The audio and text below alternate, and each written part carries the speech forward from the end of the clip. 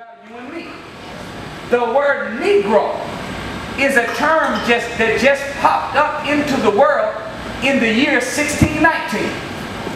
However, man has been here longer than 1619. We were here thousands of years ago. We were here millions of years ago. Yes, sir. In fact, to be honest, we were here trillions of years ago. We were here so long that we were here before time ever even existed. Because in order to calculate time, you have to have space between two objects of relativity. Well, whenever we first came into existence, we came into existence as a self-created entity called the Supreme Being, God Himself. There was nothing relative in the universe but God. So since God was the first entity and He was like us, in our image and our likeness, then the time couldn't be measured until something new came into existence after Him. So we were here before time even began. Oh, that's deep. That's deep right there. So we were given a Negro History Week. Negro was a term given to black people after we had gone through 64 years of being broken in the slave making or the slave breaking or the milling process. This is why when we went to history class and studied Negro history, we only were taught from the cotton field to the current, from the plantation to the present. And if we will be real, Black History Month, it never goes back to what we were before we got kidnapped, Caucasianized, and Westernized. It only tells us about what we were as we made accomplishments under our slave masters. So we have as our main course Martin Luther King. Right? Side dish of Rosa Parks. That's right. Right? Another heaping helping of some Frederick Douglass, maybe a little W.E.B. Du Bois. You might get you a little shot of some Malcolm X. But you never learn about King Tut. We never learned about Imhotep. We never learned about the pyramid builders or the architects of science and mathematics that existed millions of years ago. We only learned about the accomplishments of a slave under the slave master. Negro history. Y'all with me? Yes, sir. So when we first were brought to America, when they found us as kings and queens. They found us as gods and goddesses. However, they had to put us through what was called a slave breaking process to turn us from being kings and queens into being Negroes. Right. The word Negro comes from the Latin word necro, which means dead from the neck up. Come on. So a Negro is a black person that has been mentally killed. Right. So when we first came to America, first thing they did after they got to the shores of Africa, they murdered 13 million of us on the shores. Come on. In the Middle Passage, we lost 100 million to 200 million just coming from Africa to America on a 9,000-mile, 3-month journey. When we got to America within the first year, they murdered another 80 million adults that were here. Why? Because if you take children that don't have their mother or their father or their grandparents or their elders to teach them the way that it used to be, then you can raise that child into any way and they won't have anything to compare it to. That's right. So by the fact that grandmama was gone, that's right. Granddaddy was gone, that's right. The elders were gone, mama and daddy was gone. We were born in America, but we were suffering from what they call in psychology premature cognitive commitment. Which means that if you take any object as a baby and train it a certain way, then that baby will maintain that position even when it's full grown. They found that with premature cognitive commitment, you can take a flea, put it in a jar, and put a piece of plastic over top the jar, and the flea will jump, and every time it jumps and hits its head on the plastic, it will tell itself that this is as high as I can jump. Wow. At a certain point, you can remove the plastic and the flea will never jump out the jar. You can put fish in an aquarium.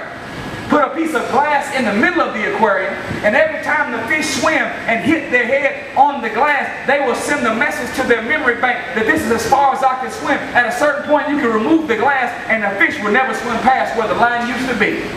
You can take an elephant as a baby and tie it to a string that it cannot break free. And every time it tries to break free, it will begin to send a message to itself that I cannot pull free from this string. Right. At a certain point, the elephant can become so big, so strong, not only could it break the string, it could pull the whole tent down. But it would never pull the tent down, not because there's something wrong with its legs, Come on. but because there's something wrong with its mind. Right. Wasn't nothing wrong with the flea's legs, it was something wrong with the flea's mind. There was nothing wrong with the fins or the gills of the fish, it was something wrong with the mind of the fish.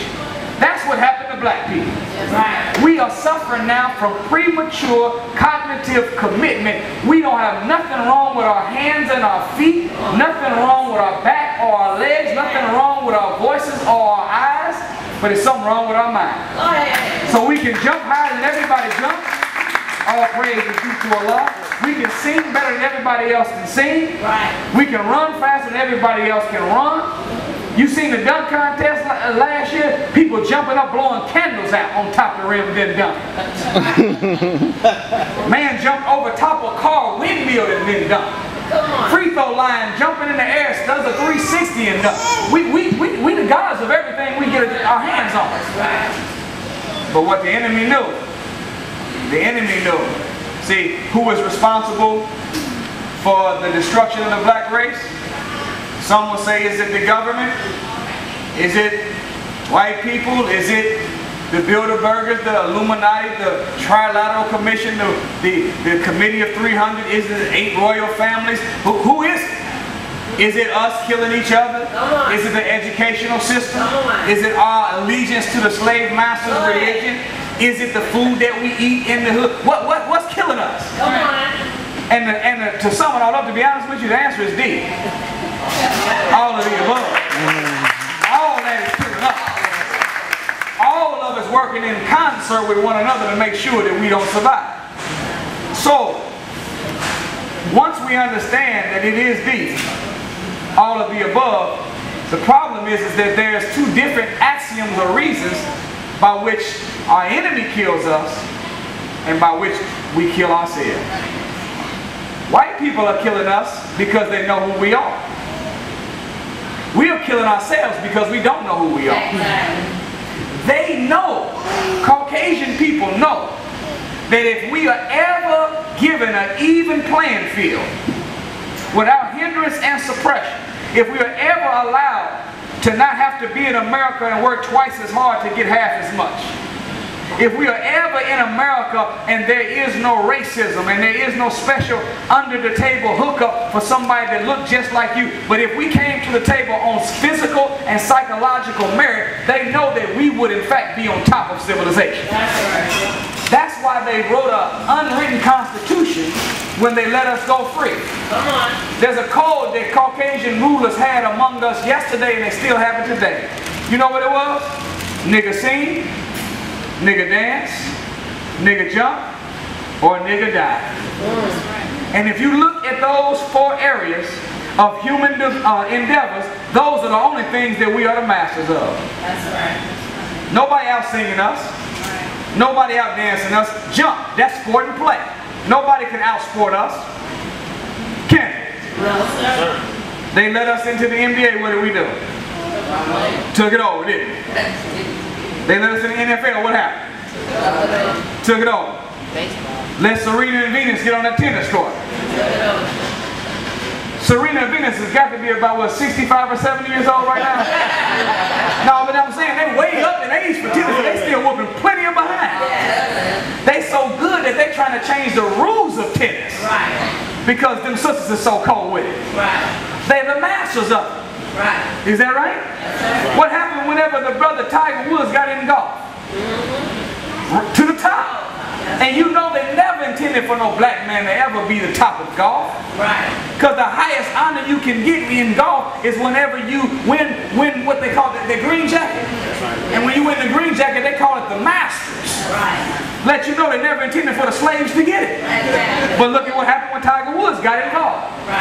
So when it comes to sports, when it comes to entertainment, singing and dancing, and when it comes to killing one another, we are the leaders in those endeavors. What they knew is that as a general rule, by us being the original people, we possess, so teaches the Honorable Elijah Muhammad, 3 times the mental and physical power of Caucasian people. So they had to figure out a way to open up some outlets for us by which we could express greatness in, that we would never express our greatness in those things that would change the power of the world. Because at the end of the day, when Jordan won how many rings? 6. 6.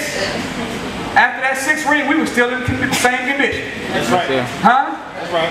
When little Nate, 5'8", jumped over top of Dwight Howard's head and dunked with kryptonite sneakers on, everybody went crazy, but we were still in the same condition. After Tiger Woods got the green jacket, we were still in hell. Venus and Serena been winning, she just broke all the records, we still in hell. Right. They know that we will not be able to change the power structure of the world singing and dancing and jumping and running balls and dunking balls and hitting balls. The only way we're going to change the power base is if we get into engineering, chemistry, medicine, law, teachership, and become the LeBron James of that. So they never have allowed us into that. So their reason for working through food, their reason for working through education, their reason for working through religion, and their reason for working through the air, the water, and everything else to destroy us is because they know that we are really the real power on the planet. But our reason for us killing one another is because we lack a knowledge of ourselves. Yes, sir. They are killing us because they know who we are. We're killing ourselves because we don't know who we are. If we knew about ourselves what they knew about us, then it'll be hard for us to kill one another.